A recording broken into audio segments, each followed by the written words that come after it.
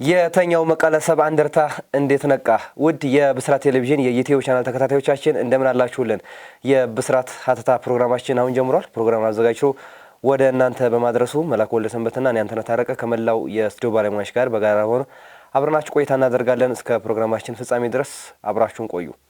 መሌ ሰላም እንዴት አለን? ሁሉ ሰላም፣ ሁሉ መልካም። መልካም። እንግዲህ በዛሬው የብስራት ሀተታ ፕሮግራማችን መቀለ ሰባ እንደርታን ዋነኛ ትኩረታችን አድርገን አንዳንድ ነጥቦችን እያነሳን ቆይታ የምናደርግ ነው የሚሆነው። እንግዲህ ለዛሬው የብስራት ሀተታ ፕሮግራማችን መቀለ ሰባ እንደርታ ከተኛበት እንዴት ነቃ ስንል እንጠይቃለን። ስለዚህ መቀለ ሰባ እንደርታ አሁን ያለው እያስመዘገበ ያለው ውጤት አዎ ከእንቅልፉ ነቅቷል ወይ የሚያስብል ውጤት እያስመዘገበ ነው የሚገኘው። ይህ ውጤት እንዴት መጣ የሚሉትን ጉዳዮች በደንብ የምንመለከት ነው የሚሆነው። ድሮ የነበረው መቀለ ሰባ እንደርታ ከእንቅልፉ ነቅቷል ወይ ያስባለው ምክንያቶች ምንድን ናቸው? ድሮ የነበረው መቀለ ሰባ እንደርታ ምንድን ነው? አሁን የነበረው መቀለ ሰባ እንደርታ ምን ልዩነት አለ የሚለውን ጉዳይ እናነሳለን። እንግዲህ መቀለ ሰባ እንደርታን ከእንቅልፉ ያነቁት ነገሮች ወይም ደግሞ ለውጡት እንዴት መጣ የሚለውን ጉዳይ እናነሳለን። ቁጥሮችስ መቀለ ሰባ እንደርታ እንዴት ይገልጹታል የሚለውንም ሀሳብ እያነሳን በዛሬ የብስራት ሀተታ ፕሮግራማችን ቆይታ እናደርጋለን ማለት ነው። አዎ እንግዲህ መቀለ ሰባ እንደርታ በዛሬው ፕሮግራማችን እንግዲህ በሁለት ምዕራፍ ከፍለን የምናየው ይሆናል። በመጀመሪያው ምዕራፍ እንግዲህ በአሰልጣኝ ዳዊት ጌታቸው ጊዜ የነበረውን 10 ጨዋታ እንመለከታለን። ከዛ በኋላ ደግሞ በአሁኑ አሰልጣኝ ጸጋዬ ኪዳነ ማርያም በተመራባቸው 7 ጨዋታዎች ላይ ደግሞ ቡድኑ ምን ይመስላል የሚለውን ሁለቱም በንጽጽር እያነሳን አጠቃላይ የመቀሌን የ2018 የውድድር ዘመን ሂደት የምንመለከት ይሆናል። እንግዲህ መቀለ ሰባ እንደርታ ባለፉት 7 ጨዋታዎች እንግዲህ በኢትዮጵያ ፕሪሚየር ሊግ የዛሬዎቹን ጨዋታ ሳይጨምር በተደረጉ 7 ተከታታይ ጨዋታዎች ከፍተኛ ነጥብ ካስመዘገቡ 3 ክለቦች አንዱ መሆን ችሏል። ይህ እጅግ በጣም ከፍተኛ ሊባል የሚችል ለውጥ ያስመዘገበ ቡድን መሆኑን መናገር ቀላል ነው። እንግዲህ መቀለ ሰባ እንደርታ በእነዚህ 7 ጨዋታዎች እንግዲህ 13 ነጥብ ነው ያስመዘገበው። 4 ነጥብ ይዞ 20ኛ ደረጃ ላይ ነበረ ቡድኑ የነበረው። እንግዲህ አጋማሹ ላይም በቅርብ ርቀት ከነበሩት ላይም እስከ 10 ነጥብ ለምሳሌ ከጎረቤቱ ሽረ እንደ ስላሴ ጋር የ10 ነጥብ ልዩነት ነበራቸው። አሁን ይህን ነጥብ ልዩነት ወደ 4 ዝቅ ያደረገበትን ውጤት ማስመዝገብ የቻለበትን ሁኔታ ነው የምትመለከተውና በመቀለ ሰባ እንደርታ ከፍተኛ ሊባል የሚችል ለውጥ መጥቷል። ይህ ለውጥ ደግሞ የመጣው የአሰልጣኝ ለውጥ ብቻ በማድረግ ነው። ተጫዋቾቹ እነዛው ተጫዋቾች ያው ስብስብ ያው አመራር ባለበት ሁኔታ ውስጥ ግን ከፍተኛ ሊባል የሚችል ልዩነት ቡድኑ ማሳየት ችሏል። ባለፉት 7 ጨዋታዎች ብቻ ሳይሆን በቀጣይም ደግሞ መቀለ ትልቅ ተስፋ ያለው ቡድን እንደሆነ በእነዚህ ጨዋታዎች ላይ ያመላከተበት ሁኔታ ነው ያለውና ይህ ለውጥ እንዴት ሊመጣ ቻለ? የለውጡ መነሻ ማን ነው የሚለውን ዛሬ በደንብ እንመለከታለን። ለመንደርደሪያ ሀሳብ እንደሆነ ምናልባት መቀለ ሰባ እንደርታ ከዚህ በፊት ምን ነበር የሚለውን ጉዳይ ያጠር አድርገን እንመልከተው። እንግዲህ መቀለ ሰባ እንደርታ በእጅጉ ቅድም ያነሳው በተለይ የወራጅ ቀጠና ላይ የተቀመጠ ቡድን ነበረ፣ ሲቸገር የነበረ ቡድን ነበር። ምናልባት ከያዛቸው የተጫዋቾች ስብስብ አንጻር መቀለ ሰባ እንደርታ እዛ ቦታ ላይ ይቀመጣል ብሎ የገመተው ሰው አልነበረም። ነገር ግን ያ ሆኗል። ግን እንግዲህ እየተቸገረ ያለ ቡድን ነበረ ላለመውረድ መታገል ውስጥ ወይም ደግሞ እዛ ወራጅ ቀጠናው ላይ የተቀመጠ ቡድን ነበረ። ስለዚህ ያ የነበረው ውጤት በተለይ ደግሞ ቅድም ያነሳቸው ቁጥራዊ መረጃዎችም የነበረው የመጀመሪያ ያስመዘገባቸው ውጤቶችም ልክ ያልነበሩ ውጤቶች ነበሩ። ያንን መጀመሪያ እንመልከተውና ምናልባት ለውጡ እንዴት መጣ፣ የለውጡ መነሻስ እንዴት ነው የሚለውን ጉዳይ እንመለከተዋለን። እንግዲህ መቀለ ሰባ እንደርታ ባለፉት በመጀመሪያዎቹ 10 ጨዋታዎች ላይ ፍጹም በሜዳም ከሜዳም ውጪ የተበላሸ በደንብ የተኛ ቡድን ነበር ብሎ መናገር ይቻላል። እንግዲህ በ10 ጨዋታዎች ላይ መቀለ ሰባ እንደርታ ማስመዝገብ የቻለው ማግኘት ካለበት 30 ነጥብ ውስጥ 4 ነጥብ ብቻ ነው። ይሄ ማለት ደግሞ 13 ከመቶ የሚሆን ነጥብ ነው መሰብሰብ የቻለው። አንድም ጨዋታ ማሸነፍ አልቻለም መቀለ ሰባ እንደርታ። በ10 ጨዋታዎች ላይ 6 ጊዜ ሲሸነፍ 4 ጊዜ አቻ ወጥቷል። እንግዲህ ይሄ በሜዳ ላይ ያለው ውጤቱ ነው። ከሜዳ ውጪ ደግሞ በአሰልጣኙና በተጫዋቾቹ መካከል መልካም ሊባል የሚችል ጤናማ ሊባል የሚችል ግንኙነት አልነበረም። አብዛኞቹ ተጫዋቾች ቀደም ሲል አንተ እንደጠቀስከው በመቀሌ ሰባ እንደርታው ዘንድሮ የተሰባሰቡት ተጫዋቾች በኢትዮጵያ ፕሪሚየር ሊግ ላይ ትልቅ ልምድ ያላቸው ውጤታማ የሚባሉ ተጫዋቾች ናቸው። ለምሳሌ ተከላካይ ክፍል ላይ ስትሄድ ፍሬዘር እና ጌታ፣ መሀል ላይ ስትመጣ እንግዲህ ባለ ልምዱ ሙሉጌታ ወልደ ጊዮርጊስና ፍጹም አለሙ ይገኛሉ። ፊት ላይ ኪቲካ ጅማና ቦና አሉ እና እነዚህን ተጫዋቾች የያዘ ቡድን በ4 ነጥብ 20ኛ ደረጃ ላይ መቀመጥ ማንም የስፖርት ቤተሰብ የማያምነው የማይቀበለው ጉዳይ ነው መቀሌ ሰባ እንደርታ ውስጥ የተፈጠረውና ይህ ጉዳይ ደግሞ ከሆነባቸው መሰረታዊ ምክንያቶች መካከል የአሰልጣኙ ልምድና የተጫዋቾቹ ልምድ ወይም የተጫዋቾቹ ያሉበት ደረጃ ያለመመጣጠን ችግር እንደሆነ ከዚህ በፊት በነበረን ፕሮግራም ላይም ማንሳታችን ይታወቃል። ስለዚህ ይሄ በተጫዋቾቹና በአሰልጣኙ ወይም ደግሞ አሰልጣኙ ተጫዋቾቹን ለመያዝ ለማግባባት ይሄዱበት የነበረው መንገድ በተጫዋቾቹ ዘንድ ተቀባይነት ያልነበረው ነበር። ፍጹም ለማቅረብ አሰልጣኝ ጌታቸው ተጫዋቾቹ ፍጹም ለማቅረብ በጣም ይጥሩ ነበር። ለተጫዋቾቹ ከፍተኛ ሊባል የሚችል ክብር ቦታ ይሰጡ ነበር። እናንተ የኢትዮጵያ ብሔራዊ ቡድን ማሊያ ለብሳችሁ የተጫወታችሁ ናችሁ፣ እናንተን ምንድን ነው የማዘው እስከ ማለት የደረሱበት ሁኔታ ሁሉ ነበረ። ነገር ግን ይሄ ነገር ለመቀሌ ሰባ እንደርታ ጤናማ ግንኙነት እንዳይኖር ብቻ ሳይሆን ውጤትም እንዳያመጣ አድርጎታል። ስለዚህ በሜዳም ከሜዳም ውጪ በመቀሌ ሰባ እንደርታ ውስጥ ውጤታማና ጤናማ ሊባል የሚችል ነገር አልነበረም። መጨረሻ ላይ አሰልጣኙ ጫና እየበዛባቸው ሲመጣ ከ5 የሚበልጡ ተጫዋቾች ላይ ቅጣት እንዲጣል ደብዳቤ ጽፈዋል። ቀጥተው ነው የተሰናበቱት። የሚገርም ነገር አሰልጣኝ መጨረሻ ላይ ቀጥተው ተጫዋቾቹ በሙሉ መጨረሻ ላይ እንግዲህ አዲሱ አሰልጣኝ ሲመጡ ደግሞ ቅጣቱ እንዲነሳ የተደረገበት ሁኔታ ነው ያለው እና በሌሉበት ቤት ውስጥ ሊያዙ አይችሉም የሚል ነገር መጥቶ ቅጣቱ እንዲነሳ ተደርጓል። እና ይህ የሚያሳይ እንግዲህ ግንኙነቱ ጤናማ እንዳልነበረ እና ያ ነገር መቀሌ ሰባ እንደርታን እንደ አጠቃላይ በሊጉ የመጨረሻው ደረጃ ላይ እንዲቀመጥ አድርጎታል።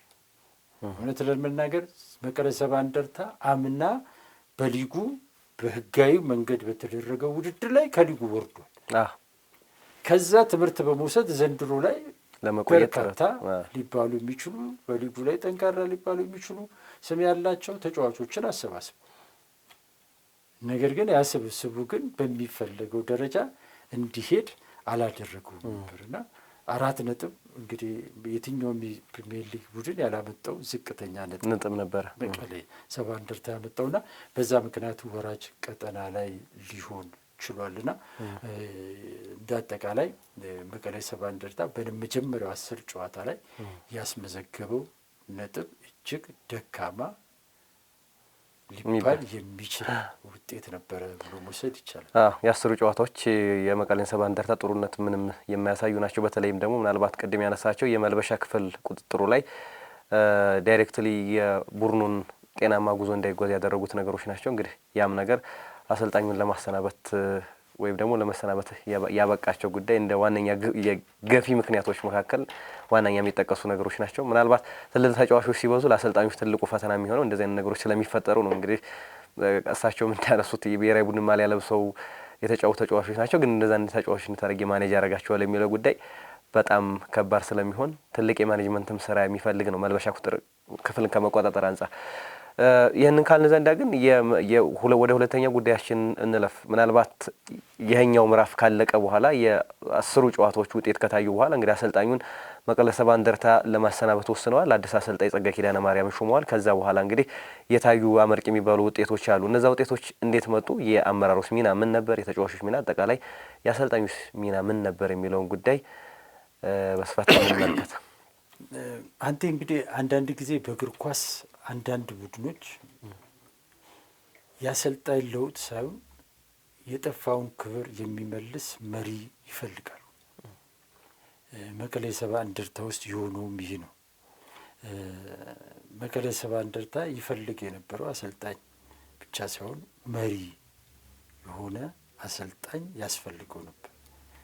ያ አሰልጣኝ ጸጋዬ ኪዳነ ማርያም ሆኗል። እንግዲህ እዚህ ጋር የአመራሩ ሚና ምንድን ነው? አመራሩ በዚህ ውስጥ ምን አደረገ ብለህ ካልከኝ የመጀመሪያው ሊሆን የሚችለው በጊዜ ነቅቶ እርምጃ መውሰዱ። ይሄ አመራሩን የሚያስመሰግን ጉዳይ ነው። በቃ ቡድኑ ወዴት እያመራ ነው፣ ከዚህ በላይ ብንታገስ ምን ለውጥ ሊመጣ ይችላል ብሎ ያለፈውንም የወደፊቱንም አይቶ መወሰን ከብልህ አመራር የሚጠበቅ ውሳኔ ነውና አመራሩ በዚህ ረገድ የወሰነው ውሳኔ ተገቢና ትክክለኛ ውሳኔ ወስኗል ማለት ይቻላል።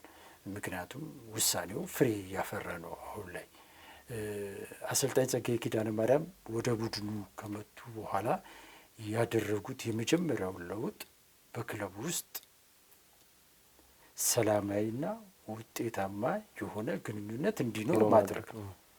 ቀደም ሲል እንደነገርኩ ለአንድ ቡድን የትኛውንም ከዋክብት ተጫዋቾች ብትሰበስብ እነዚያ ከዋክብት ተጫዋቾች በመከባበር ላይ በስራ ላይ የተመሰረተ ግንኙነት ከሌላቸው ውጤት ልታመጣ አትችልም። ስለዚህ መቀሌ ሰባ እንደርታ ውስጥ መጀመሪያ ላይ የጠፋው የተበላሸው ነገር በተጫዋቾቹና በአሰልጣኙ እንዲሁም በተጫዋቾቹ መካከል የነበረው ግንኙነት ነበር። ስለዚህ አሰልጣኝ ጸጋዬ ኪዳነ ማርያም በባህሪያቸው የትኛውንም ስራ ከሜዳም ውጭ ያለውን ስራ ሙሉ ለሙሉ ተቆጣጥረው የመስራት ትልቅ አቅም፣ ብቃት ያላቸው ናቸው። የትኛውም እንቅስቃሴ ከሳቸው ቁጥጥር ውጪ እንዲወጣ አይፈልጉም። ስለዚህ ወደ ቡድኑ እንደመጡ ያደረጉት ነገር ይሄንን ነው። ከተጫዋቾቹ ጋር የነበረው ግንኙነት ጤናማ፣ ውጤታማ እንዲሆን አድርገዋል። አመራሩ መስራት ባለበት ልክና ቦታ እንዲሰራ አድርገውታል። እሳቸውም መስራት ያለባቸውን ስራ ሰርተዋል። ስለዚህ መጀመሪያ ላይ የተደረገው ነገር አሰልጣኙ ሲመጡ በኢትዮጵያ ፕሪሚየር ሊግ ላይ እጅግ በጣም ልምድ ያላቸው አሰልጣኝ ናቸው። በተለይ በዲስፕሊን ጉዳይ፣ በግንኙነት ጉዳይ ላይ የማይደራደሩ አሰልጣኝ ናቸው። አሰልጣኝ ጸጋዬ ኪዳነ ይሄ ይታወቃል። ይሄንን ተጫዋቾቹም ያውቃሉ፣ አመራሮቹም ያውቃሉ። አብዛኛው ሊባል በሚችል ደረጃ የስፖርት ቤተሰቡም ያውቃል። በተለያዩ ክለቦች ውስጥ አሰልጣኝ ጸጋዬ ኪዳነ ማርያም እንዲህ ከመብትና ከክብር ጋር ተያይዞ ያሉ ነገሮችን መስመር አስምረው የሚንቀሳቀሱ አሰልጣኝ ናቸውና እንደመጡ የሚገርም ነገር አሰልጣኙ ብዙም ስራ ሰርተዋል ብዬ አላምንም። ከዛ በላይ ታሪካቸው ራሱ ነገሮችን አልጋ ባልጋ ያደረገላቸው ይመስላል። ብዙዎቹ በታሪክ በስም ያውቋቸዋል። አሰልጣኝ ጸጋዬ ኪዳነ ማርያም ምን አይነት አሰልጣኝ እንደሆኑ። ጸጋዬ ኪዳነ ማርያም በተፈጥሮ በኢትዮጵያ ፕሪሚየር ሊግ ላይ እውነት ለመናገር እንደ ግል እኔ በደንብ የእጅ መዳፌን ያህል አውቀዋለሁና በጣም አራዳ ብለህ የምትለው ከትንሽም ከትልቅ ጋር ተግባብቶ መስራት የሚችል መስመር ካለፍክ ግን የትም ቦታ መሄድ የሚችል አሰልጣኝ ነው።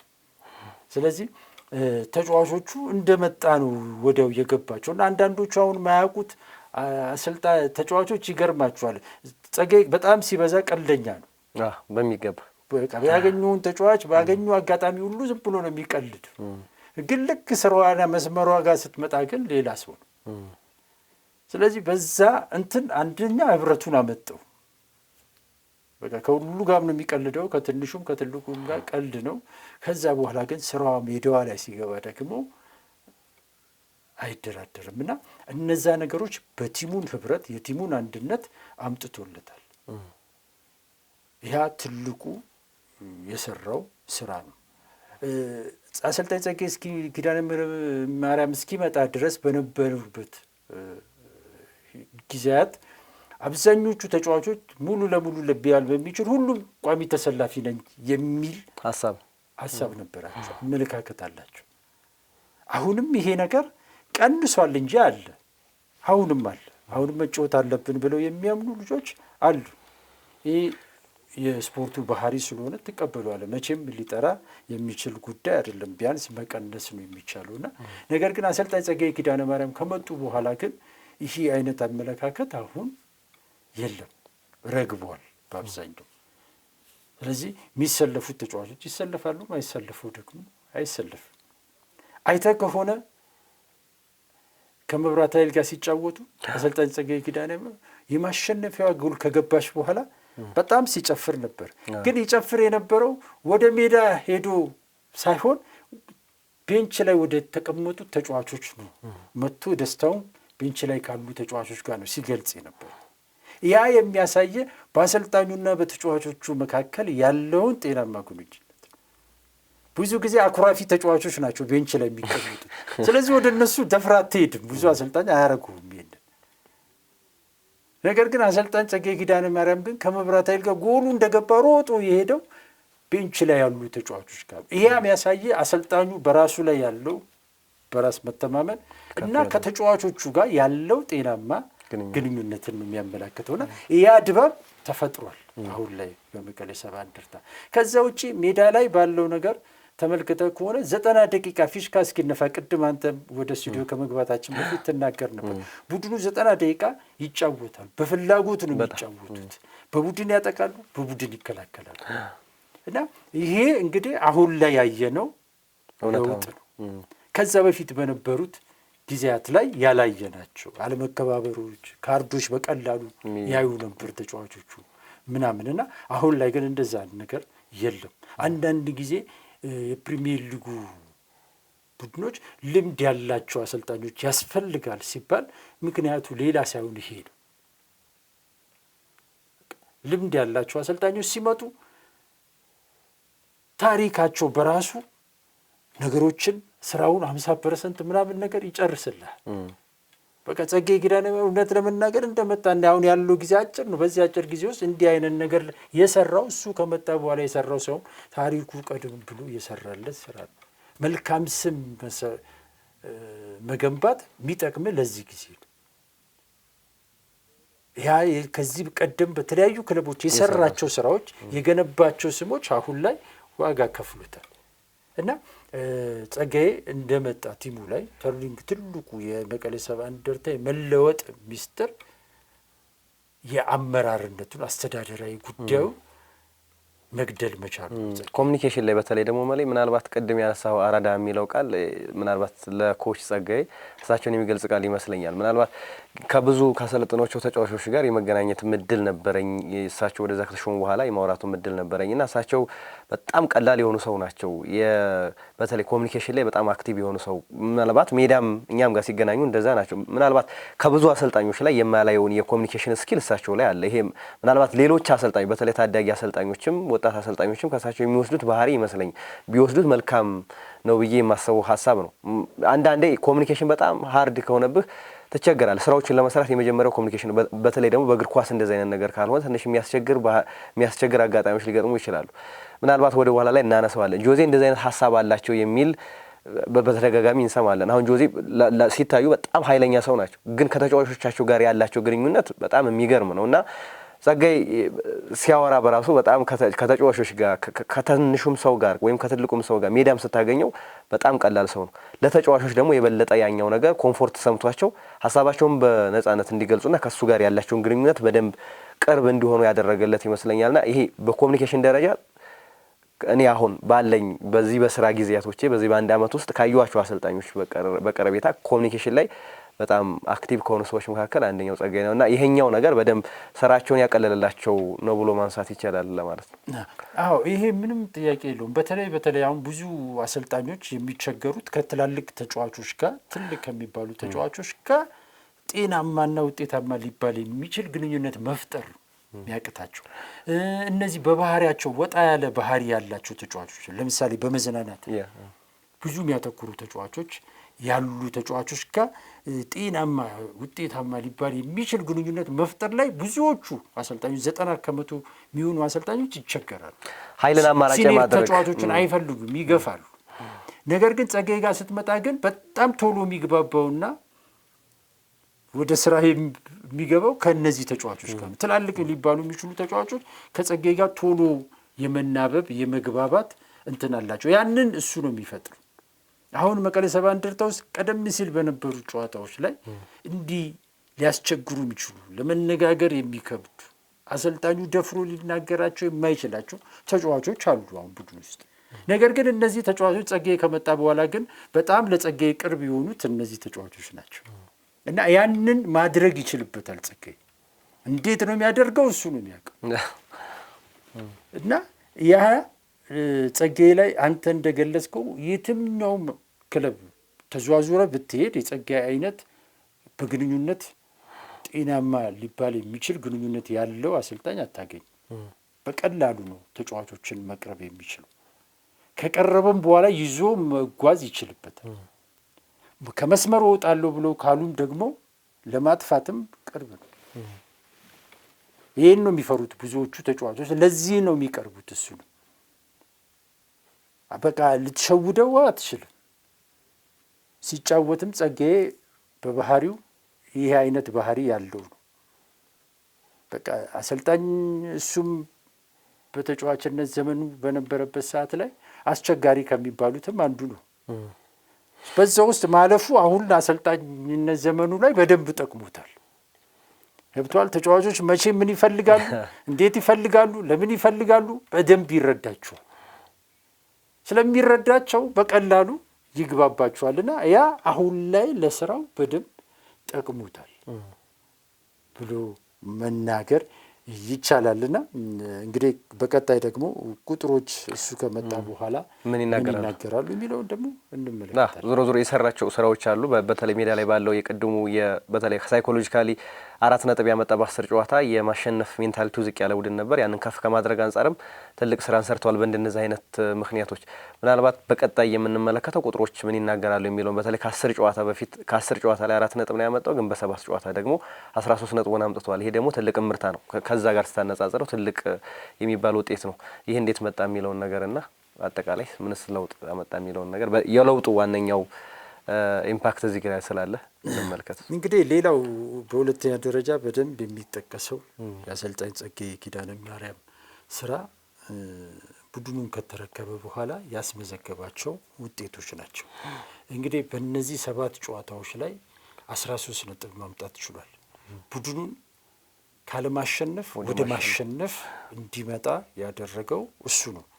እንግዲህ ምንም ማሸነፍ ነው የነበረው አይደለ? እሱ ከመጣ በኋላ 3 ጨዋታዎችን አሸንፏል። 4 ጨዋታዎችን ባቻ ውጤት አጠናቋል። 6 ጎል ሲያገባ የገባበት 2 ጎል ብቻ ነው። ይህ በመቀሌ እጅግ በጣም ትልቅ ሊባል የሚችል ለውጥ ነው። እንግዲህ መቀሌ ሰባ እንደርታ ባለፉት 10 ጨዋታዎች ወደ 18 ጎል ነው የገባበት። በጨዋታ 1.8 ጎል ይቆጠርበት ነበር። ይህንን አሰልጣኝ ጸጋዬ ኪዳነ ማርያም ወደ 2 ጎል ቀንሶታል። 0.26 አካባቢ 28 አካባቢ ጎል ነው የሚቆጠርበት የተቆጠረበት። ባለፉት 7 ጨዋታዎች በኢትዮጵያ ፕሪሚየር ሊግ ላይ 2 ጎል ብቻ የተቆጠረበት ቡድን አታገኝም። 2 ጎል ብቻ የተቆጠረው መቀለ ሰባ እንደርታ ላይ ብቻ ነው። ሌሎቹ ላይ 3 እና ከዛ በላይ ጎሎች የተቆጠረባቸው። ይህ የሚያሳይ ወንፊት የነበረው የመቀለ ሰባ እንደርታ የተከላካይ ክፍል ወደ ብረት አጥርነት መቀየሩን ነው። መቀለ ሰባ እንደርታ እንግዲህ በእነዚህ 7 ጨዋታዎች በ5 ጨዋታዎች ላይ ምንም ጎል አልተቆጠረበትም። መቀለ ሰባ እንደርታ በ10 ጨዋታዎች ወቅት ላይ በ10 ጨዋታ ምንም ጎል ያልተቆጠረበት 1 ጨዋታ ላይ ብቻ ነው። ይሄ 10% እንደማለት ነው። አሰልጣኝ ጸጋዬ ኪዳነ ማርያም ከያዘው በኋላ ግን በ7 ጨዋታ 5 ጨዋታዎች ላይ ምንም ጎል አልተቆጠረበትም። ወደ 71 ከመቶ ክሊንሺት አለው ጸጋዬ ኪዳነ ማርያም። 10 ከመቶ የነበረው ክሊንሺት አሁን ጸጋዬ ኪዳነ ማርያም ካመጣ በኋላ ባስመዘገበው ወደ 35 ከመቶ ክሊንሺት ከፍ እንዲል አድርጎታል።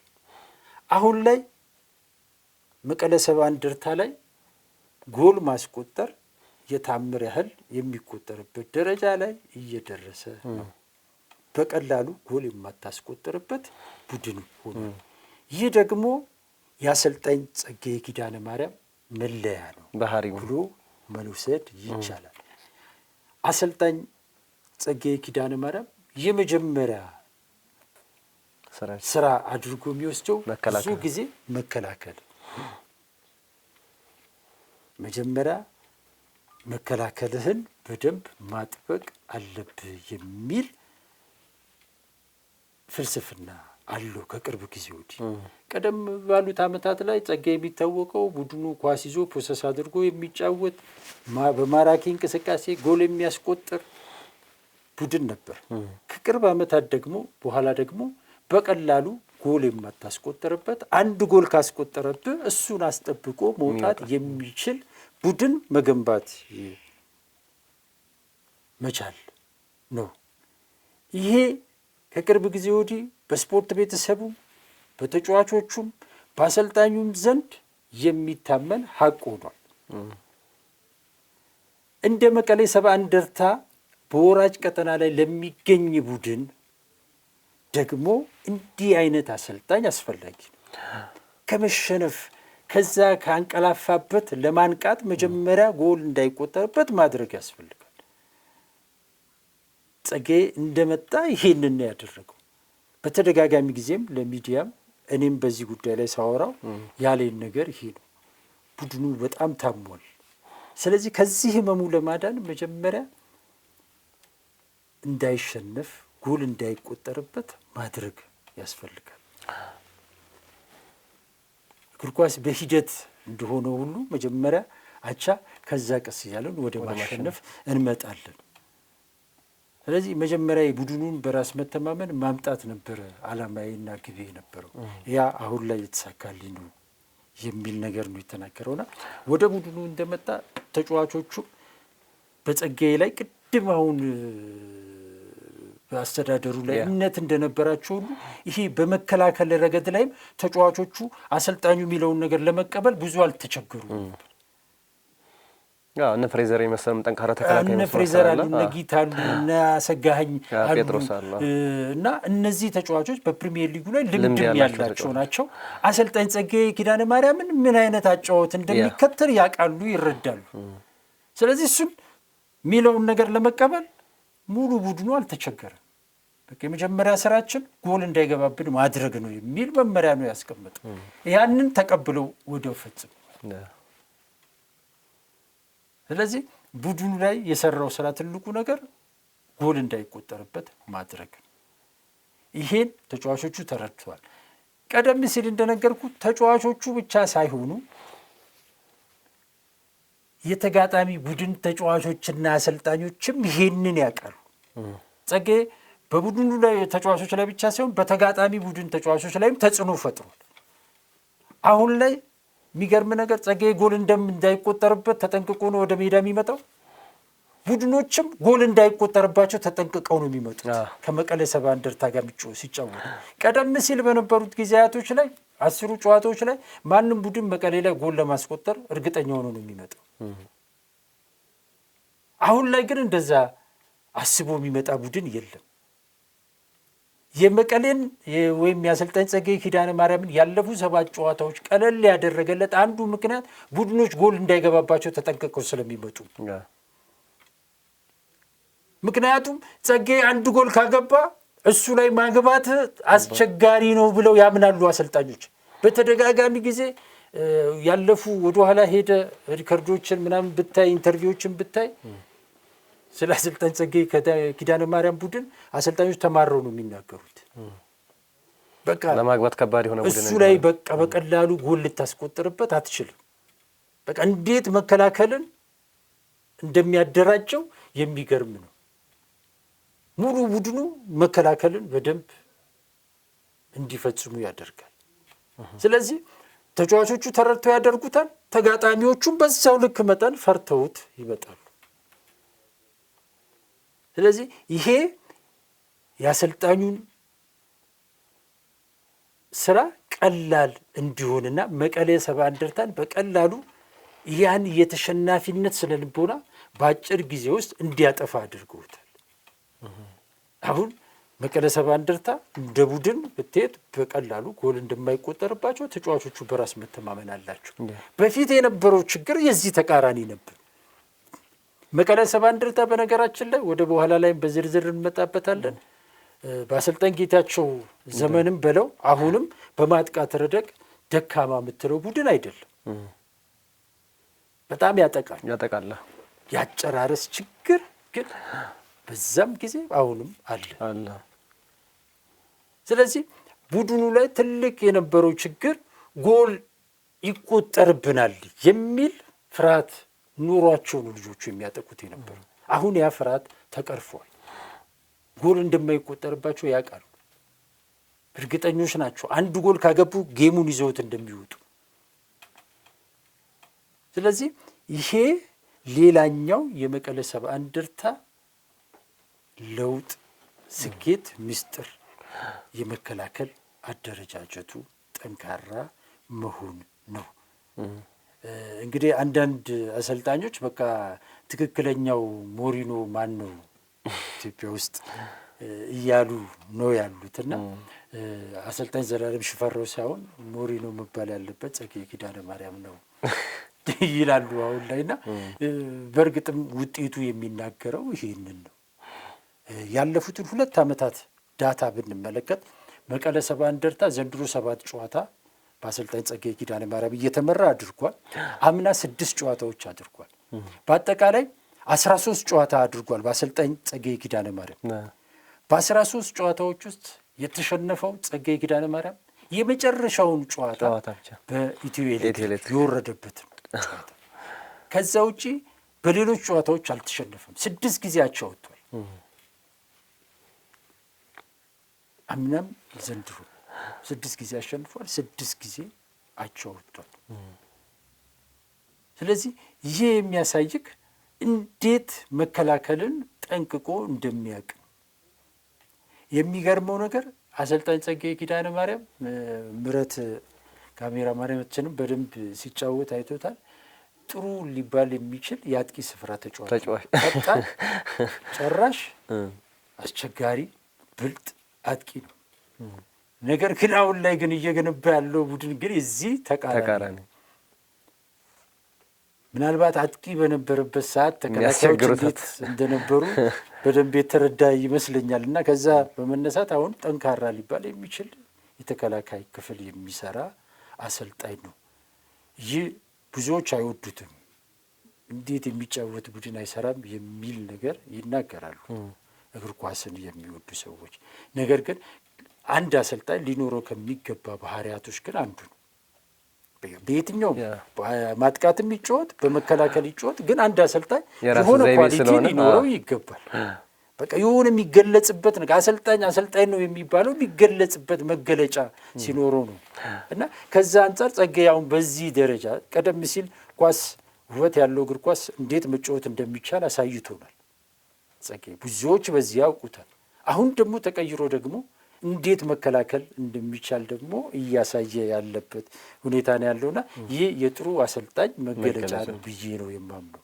እና ያንን እያደረገ ነው። በዛ ደግሞ መቀሌ ሰባ እንደርታን አሁን ላይ ወደ አሸናፊነት እየመለሰው ይገኛል። አሁን ዋናው ጥያቄ አሁን መቀሌ ሰባ እንደርታ ላይ ጸጋዬ እንዴት በሩን መቆለፍ እንዳለበት ችሎበታል። አሁን ዋናው ጥያቄ የተቆለፈውን በር ያለው ደግሞ የተቆለፈውን በር ደግሞ አንኳኩቶ ከፍቶ ጎል ማስቆጠር እንዴት እንዳለበት ይጠበቅበታል ብዬ ምናልባት እየታዩ ያሉ ችግሮች ይሄኛው ችግር ላይ በነገራችን ላይ አሰልጣኝ ጸጋዬ ኪዳነ ማርያም ቡድኑን ከተረከበ በኋላ ባደረጋቸው 7 ጨዋታዎች ላይ በየጨዋታው በአማካኝ 6 ሊባል የሚችል ከ30 በላይ የተሳኩ ሙከራዎችን አድርጓል። በአንጻሩ ተጋጣሚዎች በጸጋዬ ላይ ያደረጉት ሙከራዎች ከ16 አይበልጡ። ነገር ግን አሰልጣኝ ጸጋዬ ኪዳነ ማርያም ከፈጠራቸው የጎል ዕድሎቹ ውስጥ ወደ ጎልነት የተቀየሩት 6 ብቻ ናቸው። የአጥቂ ክፍሉን መዳከም ያሳያል። ስለዚህ የአጥቂ ክፍሉ ላይ ድክመት አለ፣ የአጨራረስ ድክመት አለ። ቡድኑ ቶሎ ቶሎ ጎል ጋር ይደርሳል፣ የጎል ዕድሎችን ይፈጥራል። ነገር ግን የተፈጠሩትን የጎል ዕድሎች ግን ማስቆጠር ላይ ክፍተት አለበት። ይሄ ደግሞ እየሆነ ያለው ደግሞ እነ ኪቲካ ጅማን እነ ቦና አሊን በያዘበት ሁኔታ ውስጥ ነው።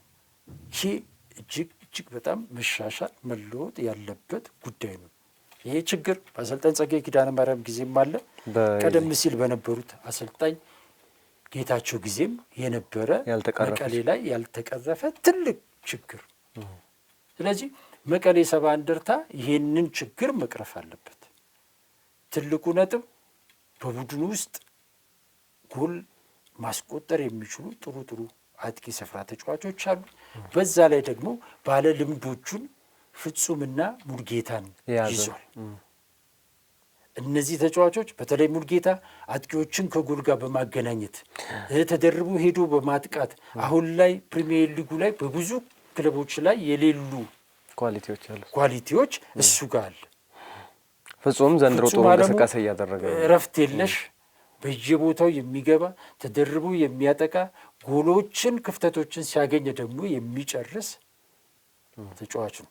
ስለዚህ ይሄ ለመቀሌ ሰባ እንደርታ ትልቅ መልካም አጋጣሚ ነው።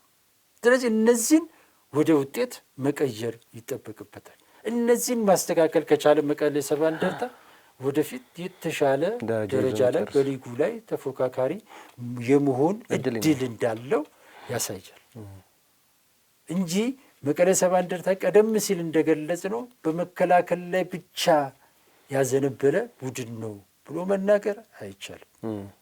ማጥቃትንም የሚችል ቡድን ነው። በየጨዋታው በሰባቱ ጨዋታዎች ላይ ዳታዎቹን ወደኋላ ሄደ ማየት ትችላለህ።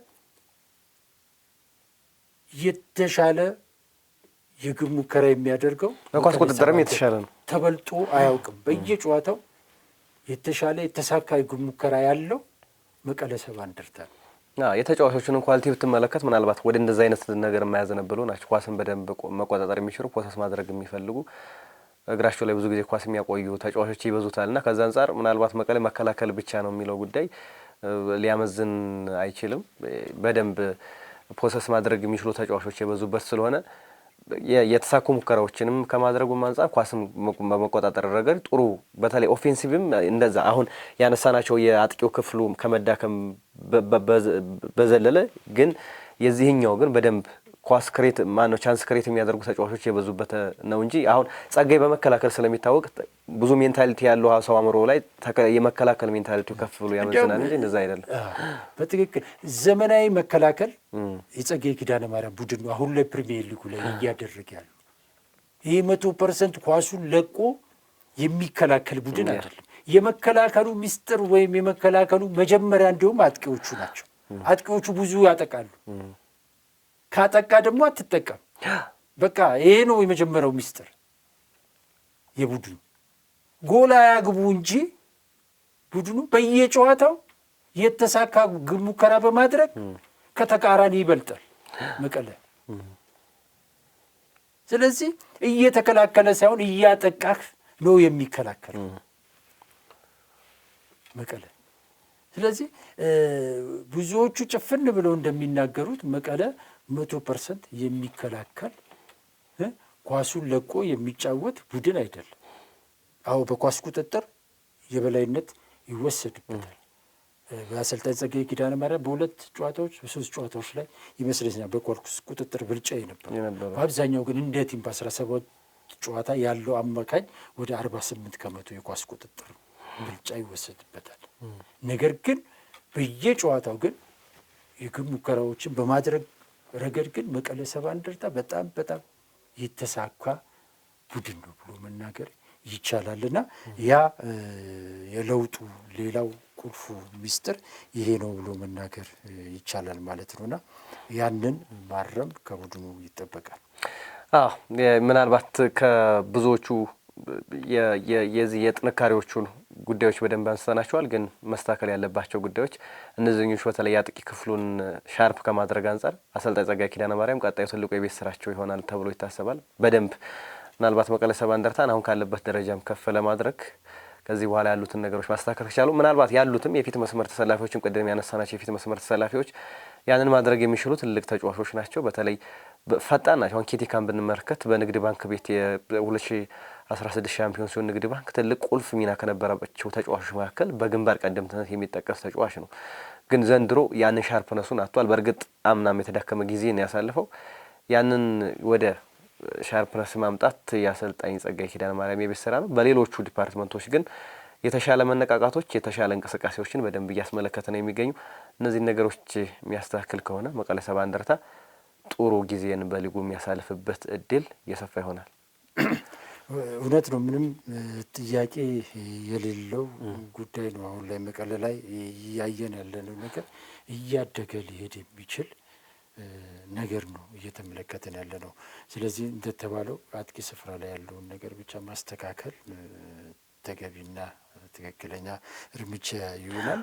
ከዛ ውጭ ግን ያለውን ነገር አስጠብቆ መቆየት ብቻ ነው የሚጠበቅባቸው። በዚህ አጋጣሚ ግን መናገር የምፈልገው ስለ መቀለ ሰባ እንደርታ ከተነሳ ስለ አንድ ተጫዋች ብናገር ደስ ይለኛል። ኬኔዲ የሚባል ወጣት እግር ኳስ ተጫዋች ነው። አሰልጣኝ ጸጋዬ ኪዳነ ማርያም ከመምጣቱ በፊት ወደ 4 ጨዋታዎች ላይ እየተቀየረ ይገባ ነበርና ወደ 145 ደቂቃ ነው የተጫወተው። አሁን አሰልጣኝ ጸጋዬ ኪዳነ ማርያም ከመጡ በኋላ ግን ባሉ ጨዋታዎች ላይ በሙሉ እየተሰለፈ እየተጫወተ ነው። እጅግ በጣም ወጣት፣ ምንም አይነት የሊግ ልምድ የሌለው ነገር ግን የመሀሉን ክፍል በተለይም ተከላካዩ እንዳይጋለጥ በማድረግ ረገድ ፍጹምና ሙልጌታን እንደልባቸው እንዲጫወቱ ትልቁን ሽፋን የሚሰጠው ይህ ተጫዋች ነውና ዘንድሮ ላይ ከተመለከትኳቸው ወጣት እግር ኳስ ተጫዋቾች መካከል አንዱ ነውና በዚሁ ቀጥል፣ በርታ ለማለት እወዳለሁ ስለሱ ካነሳን። በተረፈ ግን ለማጠቃለል ግን መቀለ ሰባ እንደርታ አሁን ላይ ከእንቅልፉ በደንብ ነክቷል ብሎ መናገር ይቻላልና ይህንን ደግሞ ሊሆን የቻለው በአሰልጣኙ የጠንካራ የተጫዋች ማናጅመንትና የመከላከል ጥበብ ነው ብሎ መናገር ይቻላልና ይህንን አሰልጣኙ አስጠብቀው ወደፊት ይቀጥላሉ ብዬ አስባለሁ። አሁን ላይ ዋናው ጥያቄ አሰልጣኝ ጸጋዬ ኪዳነ ማርያም ይህ የአቻነት ውጤት ጉዞን ይዘው ይቀጥላሉ የሚለው መመለስ ያለበት ጉዳይ ይመስለኛልና በቀጣይ አሰልጣኙ ለቡድኑ የታዘዙ ትክክለኛ መድኃኒት የሆኑ ይመስለኛልና ይህ መድኃኒትነታቸው አስጠብቀው በመሄድ በመቀለ ሰባ እንደርታ አዲስ ታሪክ ይጽፉ ይሆን አላውቅም። በተረፈ ግን አሁን ትልቁ ጥያቄ መሆን ያለበት አሰልጣኝ ጸጋዬ ኪዳነ ማርያም ይህን ያቻነት ውጤት ወደ አሸናፊነት ያመጡታል ወይስ እንደለመዱት በአቻነት ውጤት ይቀጥላሉ የሚለው ነውና ይህንን ወደፊት የምናይ ይሆናል። በተረፈ ግን ለመጣው ለውጥ አሰልጣኙ አለፍ ሲል ደግሞ የክለቡ ስራ አመራር ሊደነቁ ሊመሰገኑ ይገባል ለማለት እወዳለሁ። አመሰግናለሁ።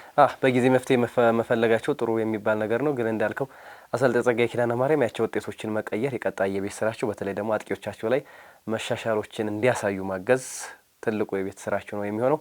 እንግዲህ መቀለ ሰባ እንደርታ በዚሁ የሚቀጥል ከሆነ ጥሩ ደረጃ ላይ አመቱን ይጨርሳል ተብሎ ይታሰባል። ውድ ተመልካቾቻችን መቀለ ሰባ እንደርታ እንዴት ከእንቅልፉ ነቃ በሚለው ርዕሰ ጉዳይ ላይ ቆይታ ያደረግንበት የዛሬው የብስራታ ፕሮግራማችን የተከታተላችሁትን ይመስል ነበረ። ፕሮግራሙን አዘጋጅቶ ወደ እናንተ በማድረሱ መላኩ ወልደሰንበትና እኔ አንተነህ ታረቀ ከመላው የስቱዲዮ ባለሙያዎች ጋር በጋራ ሆነን አብረናችሁ ቆይታ አድርገናል። ያላችሁን ሀሳብ አስተያየት በአስተያየት መስጫው ላይ አስፈሩልን። ሰናይ ጊዜን ተመኘን።